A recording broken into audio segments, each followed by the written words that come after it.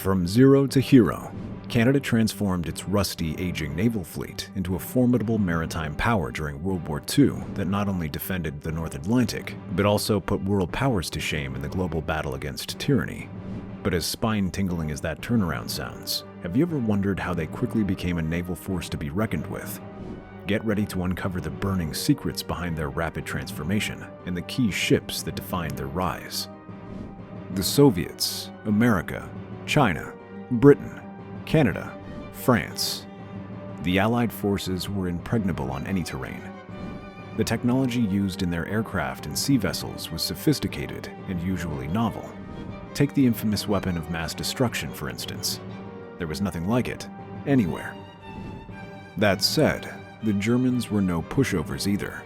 Since 1934, years before the Second World War commenced, Adolf Hitler directed countless resources at his disposal to achieve his radical, totalitarian vision of the world, with Nazi Germany at its center. And given he wasn't going to do that without bossing the seas, he rebuilt the entire German war navy, the Kriegsmarine. Despite the restrictions of the Treaty of Versailles, Hitler began rebuilding the German Navy by secretly developing naval technologies in the early 1930s.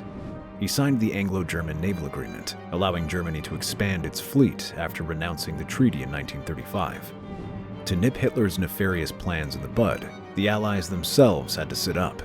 They urgently increased their fleets and replaced the losses resulting from mines, torpedoes, encounters with enemy ships, aerial bombings, and even accidents. Canada was the most impressive. At the start of the war, the Royal Canadian Navy had only 13 vessels, but by the time it ended, they had 450 ships and even a greater number of auxiliary units.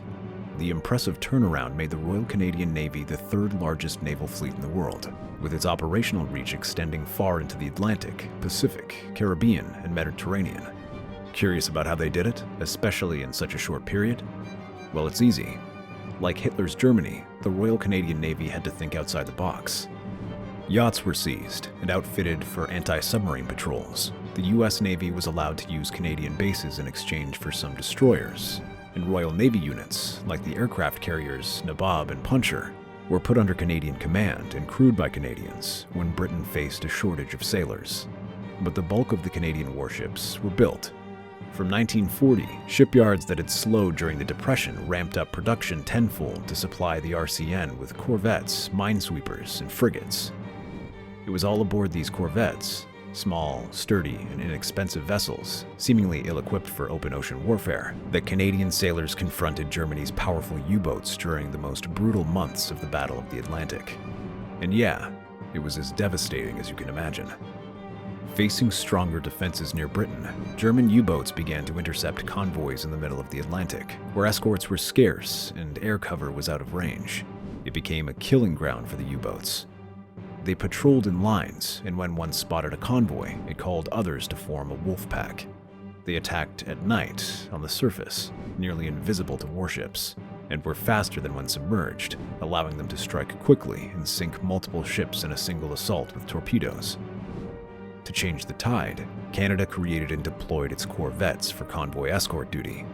Designed for simplicity and durability, the corvettes were based on the model of a whaling ship. And given steel was both abundant in Canada and easy to work with, they were not only fast to produce, but also cheap. Moreover, with a length of 205 feet, the vessel could also be constructed in shipyards that lacked the facilities for larger vessels. Yes, they weren't exactly heavy hitters, but they typically carried depth charges and a 4-inch naval gun, which made them pretty effective in submarine warfare. Their small size helped them move easily, especially in the rough North Atlantic waters. However, that same pro made life tough for the crew, as they suffered from cramped spaces and poor seaworthiness. Still, their simplicity and utility meant that they could be built in large numbers, as Canada produced 123 of them during the war. Personally though, I love the HMCS Sackville. Built in 1940 and commissioned in 1941, the Sackville is the last surviving Flower-class corvette, and it played a significant role throughout the Battle of the Atlantic. With a speed of 16 knots, the Sackville was agile and versatile enough to counter German U-boats in their wolf packs.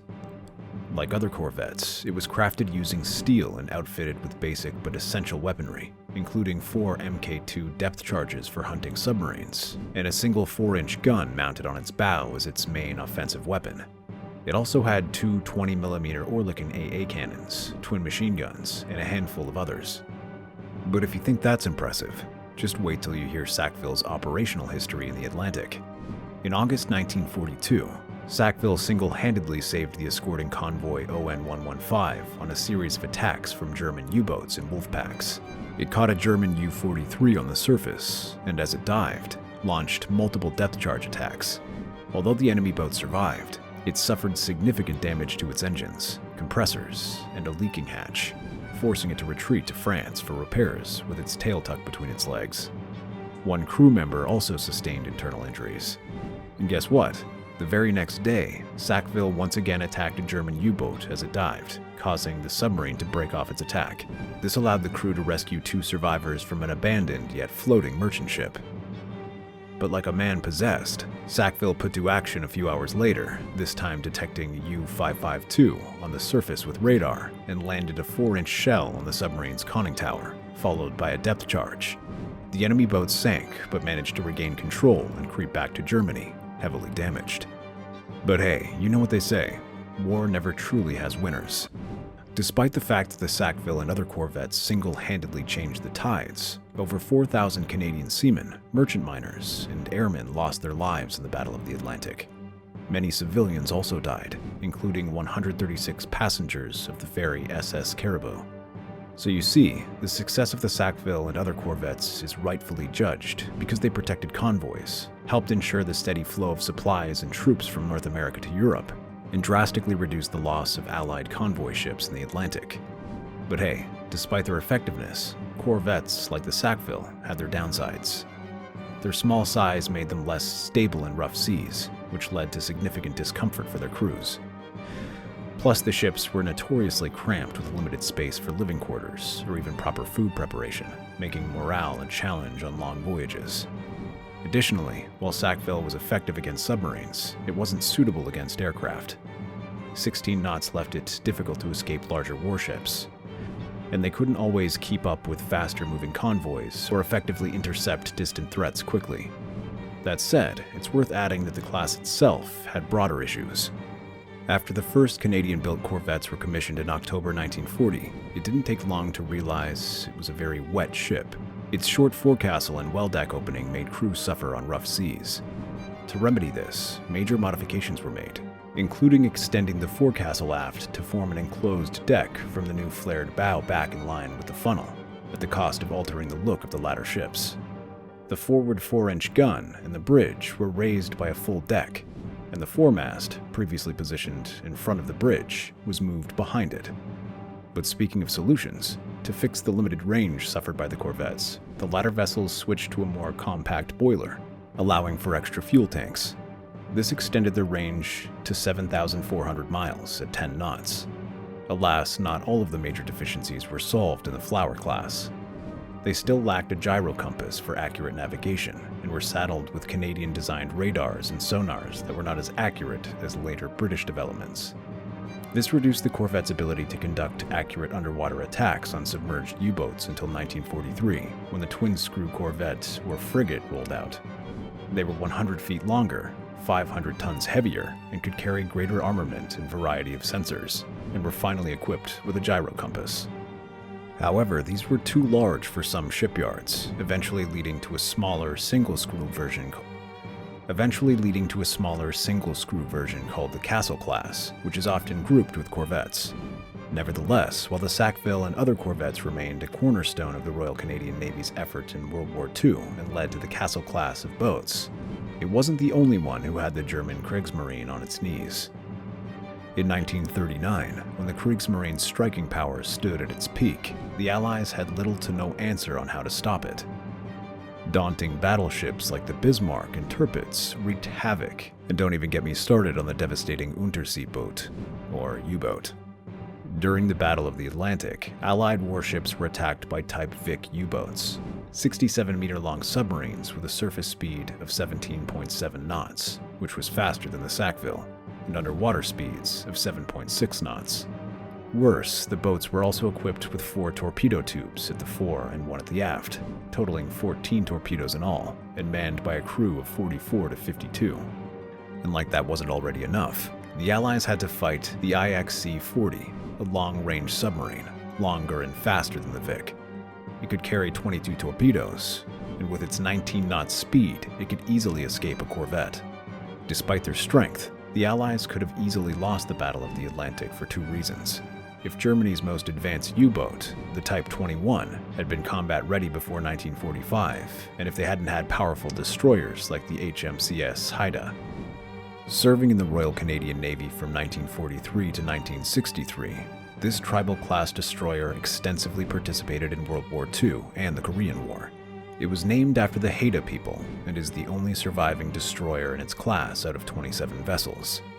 Designed to fight heavily armored destroyers of other navies, such as the Japanese Fubuki class, the tribals were built to be war beasts, and they didn't get better than the Haida, who was named the fightingest ship in the Royal Canadian Navy for sinking more enemy surface tonnage than any other Canadian warship. With a length of 335 feet and modified ventilation and heating systems for North Atlantic winter service. The size and power of the Haida were duly impressive. And with its 2 Parsons geared turbines powered by steam created by 3 Admiralty Type 3-drum boilers, the ship had a maximum speed of 36.5 knots and could easily carry 505 to 516 long tons of fuel. Yet the armor was the true winner. Haida was initially armed with 6 4.7-inch Mk-12 guns and 3 twin turrets, 1 twin turret of 4-inch Mk-16 guns in the X position, and several shields backing. For anti-aircraft defense, it had 4 single-mounted 2-pounder pom-pom guns, along with 4 20-inch torpedo tubes for Mk-9 torpedoes and a myriad of sophisticated sensors and radars. After commissioning, Haida joined the Royal Navy's Home Fleet, and it immediately proved itself on the seas of battle. In November 1943, Haida escorted convoy JW-54A for a week's travel, then covered convoy RA-54B until it reached Loch U without loss. The following month, Haida and other destroyers bested and sank the German battleship Scharnhorst in its attempt to intercept a convoy. The following year, however, total chaos. In 1944, Haida joined the 10th Destroyer Flotilla, a coalition of British, Canadian, and Polish navies, to prepare the English Channel for the D-Day invasion on June 6th. The goal was pretty straightforward: eliminate German warships in the Channel and the Bay of Biscay. In April, Haida single-handedly sank 2 torpedo boats, but faced a significant threat on the night of April 28th, while patrolling off the French coast with another Canadian destroyer, Athabaskan. When a German torpedo boat struck the latter, the captain ordered an evacuation as the ship sank. But it was already too late, as 128 crew members tragically died and 83 were captured. Despite being outnumbered, though, Haida made a successful series of aggressive retaliations and sank 1 German boat while inflicting damage on the other. 44 survivors from the Athabaskan were rescued because of that. In the following months, Haida continued the Operation Hostile Sortie in company of sister ship Huron during the weeks leading up to the Operation Overlord. Together, Haida sank Z-32 in the Battle of Ushant and rescued 6 survivors after flooring U-971 with the British Eskimo this time. We can go on singing the glorious tales of the Haida, but I reckon you already get the gist. When it comes to gunslinging no-nonsense Canadian destroyers, the Haida simply has to be at the top of the list. With an unprecedented amount of enemy tonnage sunk by this behemoth, Haida finally undertook her last assignment, a summer tour of the Great Lakes in 1963, with a mobile television studio on board. During her public tours and weapons training, one notable visitor was former Royal Canadian Naval Rating Neil Bruce, who anticipated her eventual scrapping and, along with 4 others, founded Haida Incorporated in an effort to preserve the ship.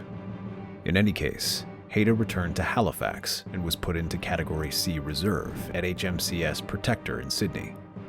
In 1964, Crown Assets announced she would be scrapped due to budget cuts in the Royal Canadian Navy. But luckily, Haida Incorporated submitted a successful bid of $20,000 to restore the ship. Once preparations were completed, the RCN towed her to the Marine Industries Limited shipyards in Sorel, Quebec, where she officially became civilian property. Declared a National Historic Site of Canada in 1984, Haida now operates as a museum ship docked near HMCS Star, an active Royal Canadian Naval Reserve division in Hamilton, Ontario. In 2018, she was named the ceremonial flagship of the Royal Canadian Navy. Interestingly, she is also the only destroyer from the Second World War to have survived to this day. While others were lost in combat or dismantled for parts, Haida still stands proudly on display as a National Historic Site in Hamilton Harbour, Ontario.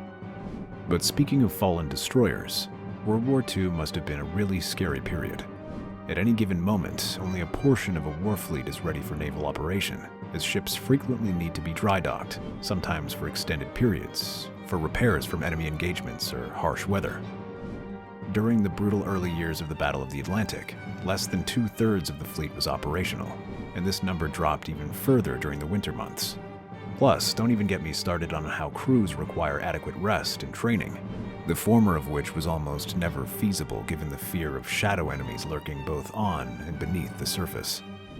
But hey, if you found this exploration into the realities of naval warfare as captivating as we did, make sure to like and subscribe for more insightful content, and hit the notification bell to stay updated on our latest releases. While you're here, ensure to check out the channel to get more information on the crazy stories about the heroes and vessels that shaped history.